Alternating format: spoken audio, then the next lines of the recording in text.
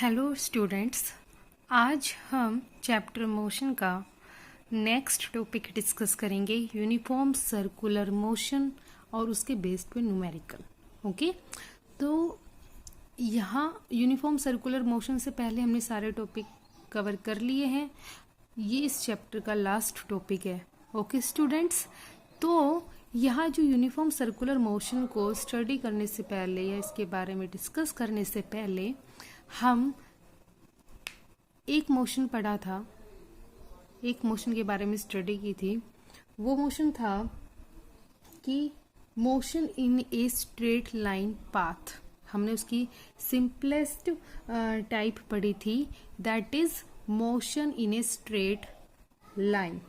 तो हमने यहाँ क्या देखा था कि कोई भी ऑब्जेक्ट है वो स्ट्रेट पाथ पे मूव कर रहा था, तो हम उस कंडीशन में कह रहे थे कि it poses a straight line path. Okay, वो बॉडी स्ट्रेट पाथ पोजेस कर रही थी। तो अब यहाँ हम यूनिफॉर्म सर्कुलर मोशन के बारे में स्टडी करेंगे कि यूनिफॉर्म सर्कुलर मोशन होता क्या है। ओके डियर स्टूडेंट्स, तो पहली बात होती है सर्कुलर मोशन क्या होता है।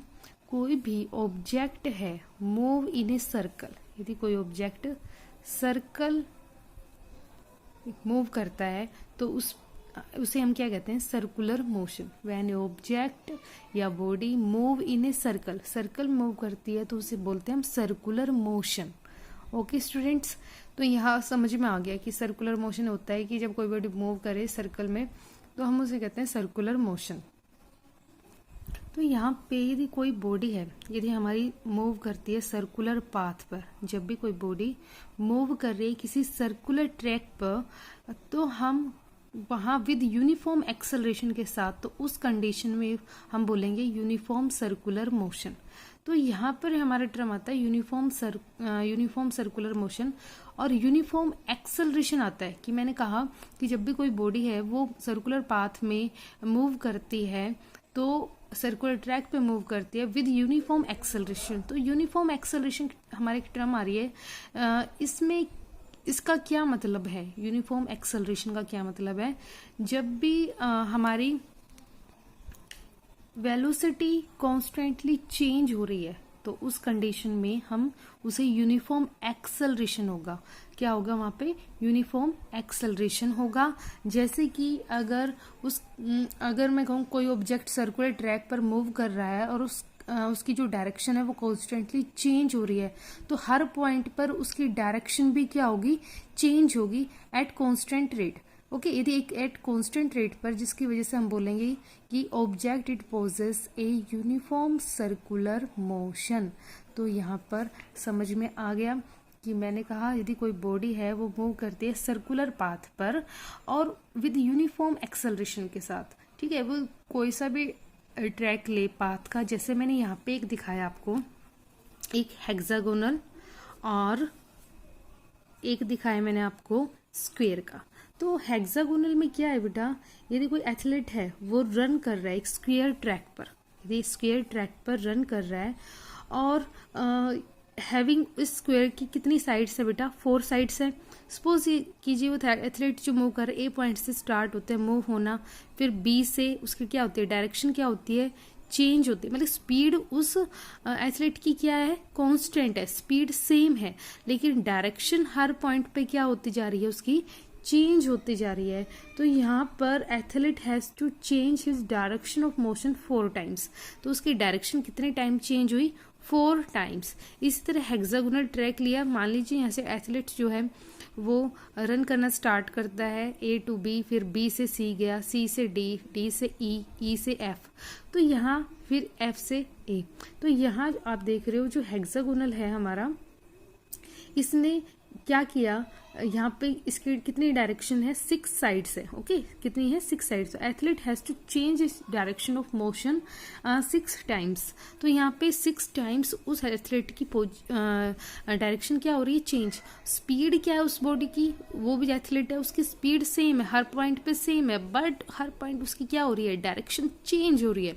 ओके, तो यहाँ से क्या बात आती है कि जो हमारी सर्कुलर पाथ पे या किसी भी हेक्सागोनल ट्रैक, कोई भी सर्कुलर ट्रैक ले लीजिए, स्फीयर ट्रैक, तो यहाँ पे जब भी कोई बॉडी मूव करती है यूनिफॉर्मली एक्सेलरेशन के साथ मूव करती है, तो यहाँ हमारी हर पॉइंट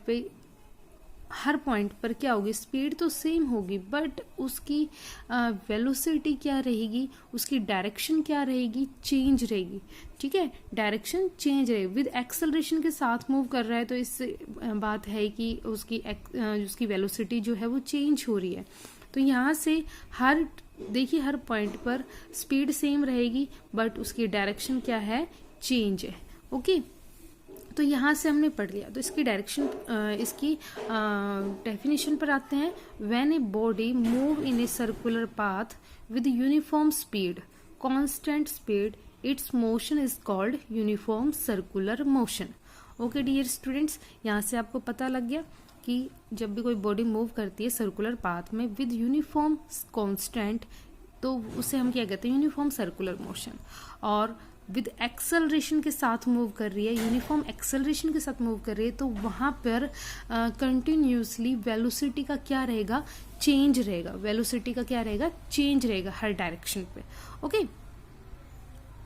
जैसे motion in a circular path is always accelerated, means क्या है कि जब वेलोसिटी चेंज होगी, ठीक है, वेलोसिटी चेंज मतलब कंटिन्यूसली चेंज इन डायरेक्शन, तो देयरफॉर मोशन अलोंग ए सर्कुलर पाथ, यदि कोई मोशन हो रहा है सर्कुलर पाथ पे और उसकी वेलोसिटी चेंज हो रही है कंटिन्यूसली, तो आप कहोगे वो क्या है, हमारा एक्सेलरेटेड है। ओके डियर स्टूडेंट, यहाँ से समझ में आ गया कि जब भी आपकी कोई बॉडी का मोशन सर्कुलर पाथ में हो। देखिए सेकेंड एग्जाम्पल में बताती हूँ कि एक धागे से, एक थ्रेड से एक स्टोन को अटैच किया और उस थ्रेड्स को जोर से पकड़कर और सेंटर पर खड़े होकर कंटिन्यूसली एक सर्कुलर मोशन में उस पत्थर को या उस स्टोन को रोटेट किया। तो आपने उस थ्रेड से स्टोन को रोटेट करेंगे और आप सेंटर पर हैं, तो उस स्टोन का जो होगा मोशन होगा वो कैसा मोशन होगा, यूनिफॉर्म सर्कुलर मोशन होगा। तो वो कैसा मोशन परफॉर्म करेगा, यूनिफॉर्म सर्कुलर मोशन। ठीक है, जैसे ही आपने थ्रेड से उस पत्थर को, स्टोन को अटैच किया और जोर से उसको घुमाया सेंटर पे खड़े होके, तो देखा जो मोशन होगा वो कैसा होगा, यूनिफॉर्म सर्कुलर मोशन। अब आप सपोज कीजिए कि आपसे मान लीजिए थ्रेड छूट जाए, है ना, छूट जाए, तो वो जो स्टोन है वो किस डायरेक्शन में जाएगा, मतलब उस स्टोन की टेंडेंसी जो है वो सर्कल में ना जाकर वो सीधा परपेंडिकुलर की डायरेक्शन में मूव करेगा। ओके, मैंने कहा यदि आपसे वो थ्रेड छूट जाए तो थ्रेड पे जो स्टोन आपने अटैच किया हुआ है वो स्टोन किस डायरेक्शन में जाएगा, तो बेटा वो जो स्टोन है वो उसकी टेंडेंसी क्या होगी, वो सर्कल में नहीं जाएगा, सर्कल में नहीं जाएगा, वो सीधे क्या करेगा, वो परपेंडिकुलरली सीधी डायरेक्शन में मूव करेगा।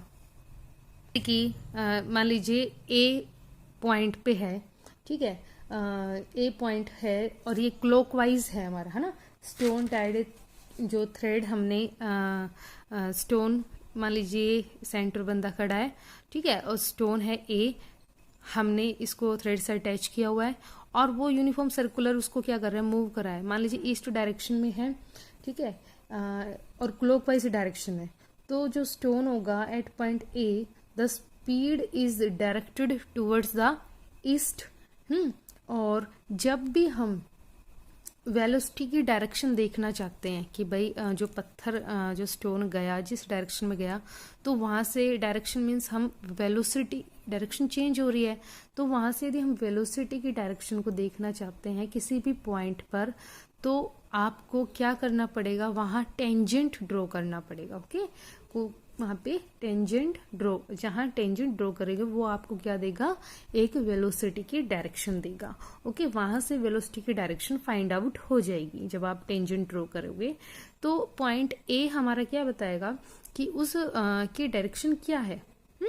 तो उसकी डायरेक्शन जो होगी वो किधर होगी बेटा, इधर हो जाएगी।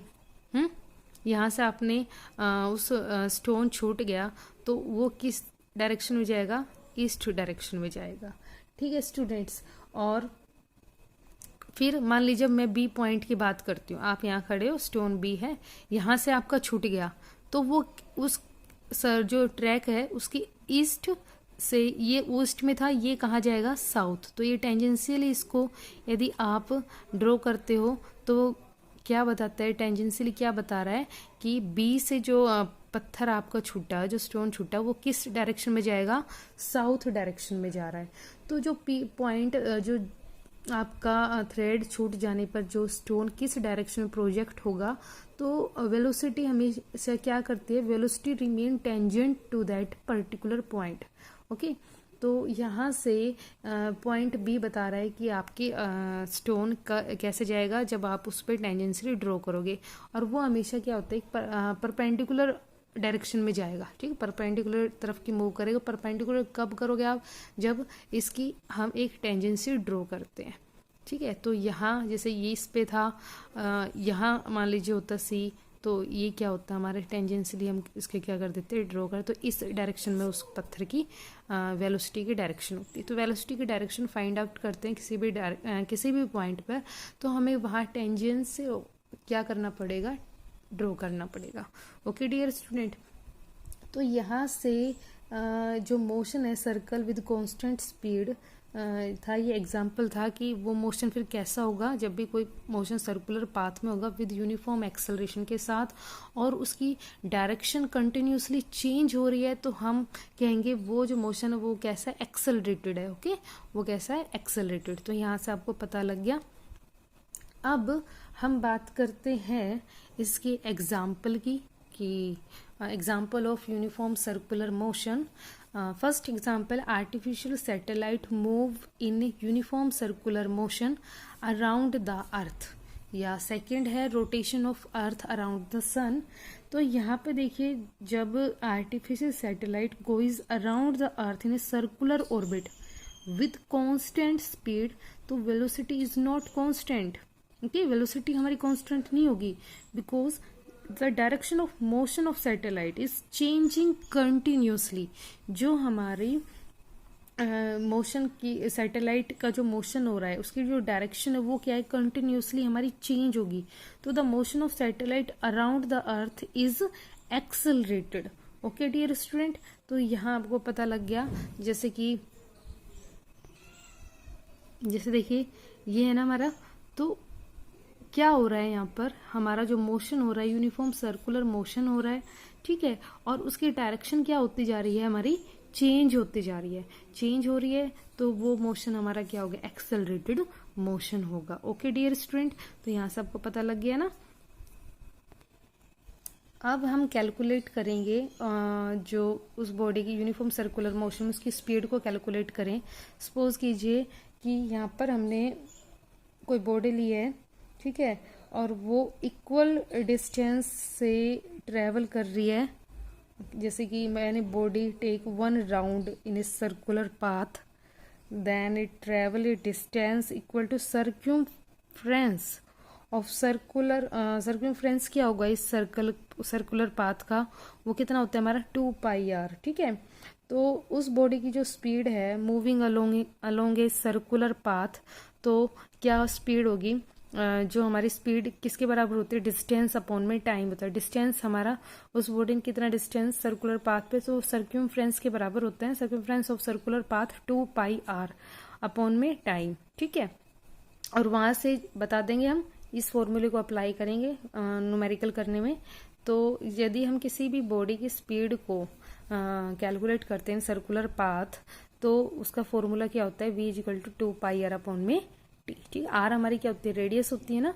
ओके डियर स्टूडेंट, तो यहाँ से 2πr circumference of circular path, v speed है, पाई की वैल्यू होती है 2π/7, आर क्या है हमारा, radius of the circular path, T क्या है, time taken for 1 round circular path. ठीक है, 1 राउंड ऑफ सर्कुलर पाथ, उसकी स्पीड हमने यहाँ से कैलकुलेट कर दी।